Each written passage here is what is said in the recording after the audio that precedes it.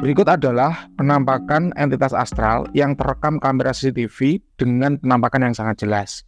Suara anak ayam itu seringkali menandakan kehadiran entitas dari jenis kuntilanak. Apabila suaranya terdengar keras, maka si Nyai Kunti lokasinya jauh dari Anda. Dan sebaliknya, jika suaranya terdengar pelan, sayup-sayup, lirih, maka artinya si Nyai Kunti lokasinya dekat. Bisa jadi dia sudah ada di belakang diri Anda. Ada yang pernah mengalami? Melakukan perekaman untuk mengecek keberadaan entitas astral dalam suatu benda bertuah tidak pernah Mbah Wira lakukan. Mbah Wira terus terang menyaksikan ya, jika entitas astral itu bisa direkam. Mbah Wira lebih suka mengamati perbedaan kondisi yang terjadi antara sebelum versus sudah kehadiran suatu entitas astral di sekitar diri Anda. Perbedaan kondisi inilah yang seringkali kita sebut dengan tuah. Seperti ini contohnya. Salah satu klien Mbah Wira bercerita bahwa Assalamualaikum Mbah, Alhamdulillah Mbah berkat bantuan azimat dari Mbah Wira, omsetnya naik terus. Dalam video yang berbeda akan Mbah Wira jelaskan, ada salah seorang klien yang mendata, jadi memberikan tabel penjualan hari per hari sebelum ada azimat dan setelah adanya azimat. Nanti akan Mbah Wira tampilkan. Pada klien yang berbeda, beliau menyatakan bahwa Alhamdulillah Mbah, 2 hari setelah saya membayarkan azimat dari Mbah Wira, penjualan saya naik 2 kali lipat. Jadi, Mbah Wira merupakan seorang praktisi spesialis pembuat azimat berkhodam, utamanya yang bertuah kerejekian. Itulah kenapa rata-rata tuah kerejekiannya itu kenceng-kenceng. Sebelum adanya azimat berkhodam, klien pada contoh di atas, itu penjualannya ya baik, ya laku.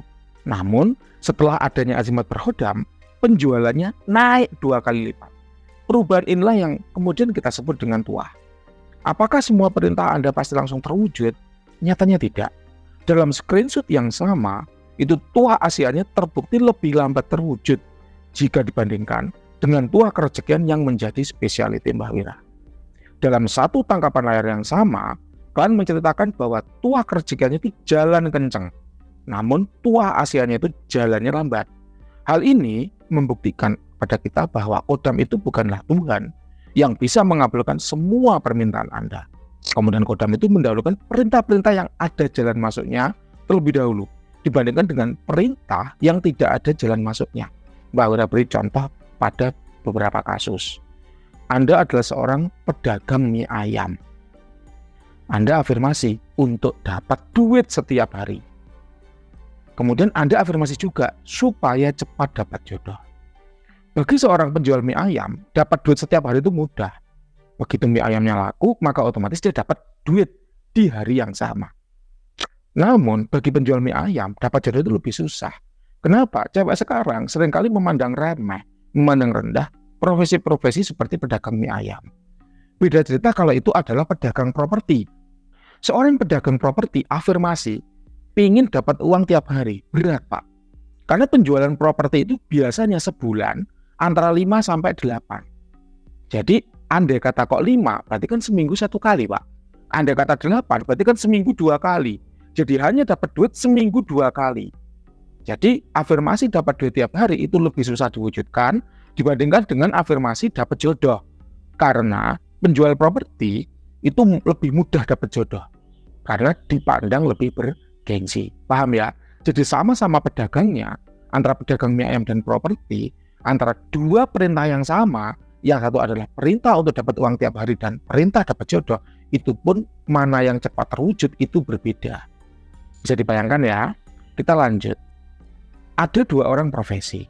Yang satu adalah PNS, pegawai negeri sipil. Yang satu adalah karyawan swasta. Sama-sama pegawainya. Yang satu pegawainya negara, yang satu pegawai swasta. Afirmasinya sama Pak. Aku pengen tahun depan naik pangkat. PNS lebih susah diwujudkan dibanding karyawan swasta. Kenapa? PNS itu mau Anda berprestasi kayak apapun, Anda kerja 25 jam, nggak cukup 24 jam, 25 jam. Tapi Anda pingin tiap tahun naik pangkat, nggak bisa Pak. Karena pada PNS, misalnya Anda masuk pertama kali itu golongan 3A, maka pangkat jabatan pertama yang Anda peroleh itu akan jatuh di 3C. Itu adalah 8 tahun setelah Anda menjadi karyawan. Beda dengan karyawan swasta. Kalau karyawan swasta Anda berprestasi, unggul dibanding teman-teman Anda yang lain, Anda besok naik gaji dan naik pangkat pun bisa. Karena itu adalah swasta. Bisa dipahami ya Pak ya, sama-sama karyawannya, yang satu karyawan negara, yang satu karyawan swasta, sama-sama afirmasinya untuk naik pangkat. Bagi karyawan negara lebih susah Pak. Harus paling enggak 4 tahun 1 kali Pak, paling cepat. Kalau karyawan swasta itu bisa setiap tahun naik pangkat asalkan dia memang kualitasnya memenuhi. Bisa dibayangkan ya.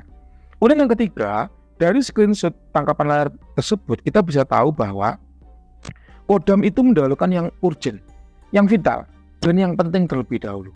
Urusan asmara itu bisa menunggu Pak, mau seminggu, mau sebulan, Anda tidak akan mati karena urusan asmara. Beda cerita kalau urusan duit itu harus disegerakan Pak. Karena waktu adalah uang dan kita juga nggak pernah tahu ada berapa perut yang harus dikasih makan yang menjadi tanggung jawab klien tersebut di atas. Bisa jadi sebab itulah yang menjadi alasan mengapa urusan kerezekiannya itu didahulukan. Ada nggak sih Mbah kejadian yang serupa yang dialami oleh klien yang berbeda? Jawabannya ada Pak. Ini contohnya.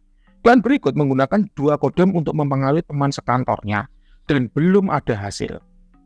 Sementara di lain sisi, klien tidak menggunakan kodam untuk tuah proteksi, tapi tuah proteksinya sudah langsung aktif.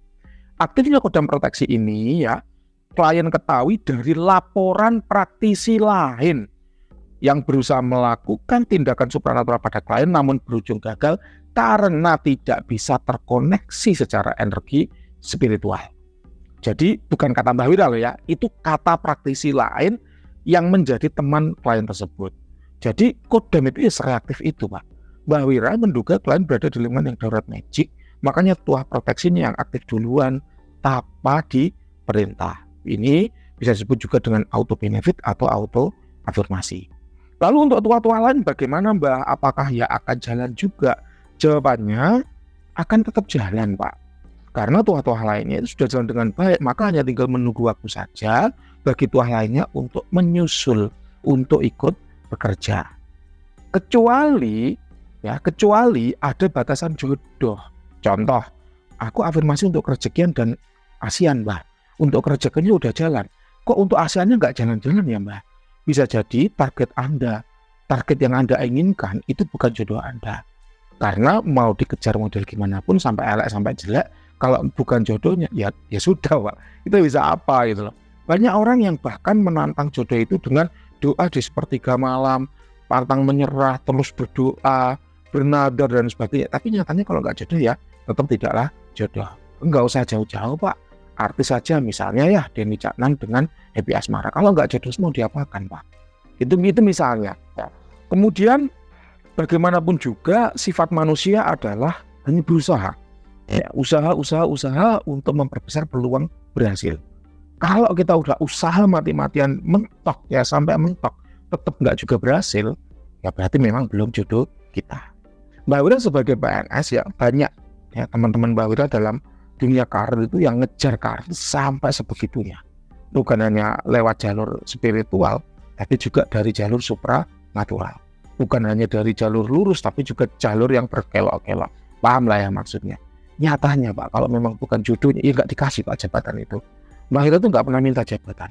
Ya, nggak pernah minta jabatan. Mbak Wira jadi satpam, sudah alhamdulillah kok. Pokok bisnisnya jalan, lancar, nggak dikit-dikit rapat, nggak dikit-dikit cari orang, itu udah alhamdulillah. Tapi nyatanya ya kalau memang jodoh ya dikasih jabatan Pak. Itu contohnya. Semoga semua pengalaman yang Mbak Wira tampilkan dapat membawa manfaat positif bagi diri Anda. Apabila Anda ingin menikmati manfaat-manfaat serupa, silakan Mbak Wira bisa dihubungi di nomor 08533 0-nya 4 kali 442. Kenapa ya Mbah? Kok bisa ada tuah yang auto jalan dan ada tuah yang susah jalannya? Nah, penjelasan atas pertanyaan itu ada dalam video yang akan tampilkan berikut. Nanti untuk linknya ada di kolom deskripsi. Tuah-tuah yang berasal dari energi seringkali memang langsung jalan. Karena sifat dari energi itu mengalir secara konduksi. Jadi, ketika tubuh Anda energinya lebih lemah daripada energi yang ada pada azimat, maka otomatis energi yang ada azimat itu menyelubungi diri Anda dan tuahnya mulai bekerja. Berbeda dengan tuah-tuah yang berbasis kodam, seringkali harus diperintah dulu Pak. Ya, baru tuahnya itu bisa jalan. Kenapa begitu? Ya karena itu karakter Pak, factory setting lah ibaratnya. Ya, misal Anda punya rumah atau Anda punya perusahaan, kemudian proteksinya ada 2 macam. Yang satu proteksinya adalah security dari golongan manusia. Maka security dari golongan manusia itu harus diperintah dulu Pak, baru dia jalan. Misalnya ada kasih perintah, Pak, waktunya keliling rumah, ngecek ada nggak ancaman bahaya yang mengintai. Baru keliling rumah kan gitu. Beda cerita kalau security-nya itu pagar listrik. Misalnya ada tembok muter, kemudian di tembok itu Anda kasih kawat besi, lalu Anda aliran listrik. Itu pokok tombolnya Anda on kan, ya listriknya udah langsung nyetrum, Pak.